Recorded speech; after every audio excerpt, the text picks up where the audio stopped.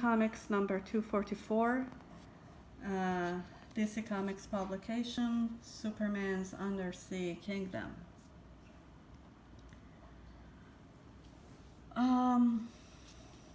Price at the time was 10 cents. It was published on September 1958. This book is very fragile, it's very old, and I have to turn pages very carefully. So what happens here is Clark Kent, as you know, Superman's name in real world, where he is a reporter, takes a 2-week vacation and decides to stay around and help the world, but something happens, something like a vehicle, a space vehicle, or a space object seems to go underwater. He goes down there and sees it is actually an underwater vehicle, and 2 people are inside. He tries to help them, but turns out they are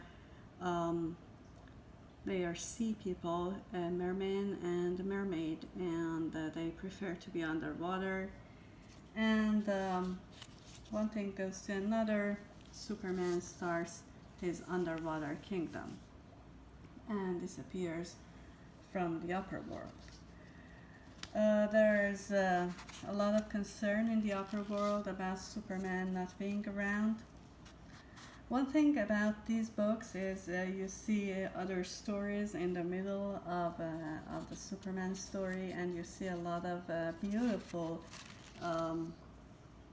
advertisements. Each advertisement appears as a different story, and then you go back to your Superman story. So the question here is Superman going to come back to the upper world or not? This is what we are going to find out in this book. All of these books end into some advertisements. Amazingly, everything is of a very different price of what we are used to today. The subscription of 1 year to this Action Comics is $1.50 in the United States. Used to be.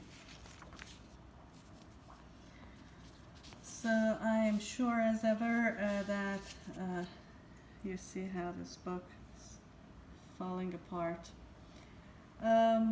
There are reprints of this book. There are better, higher quality versions of this book if you want to have the vintage one.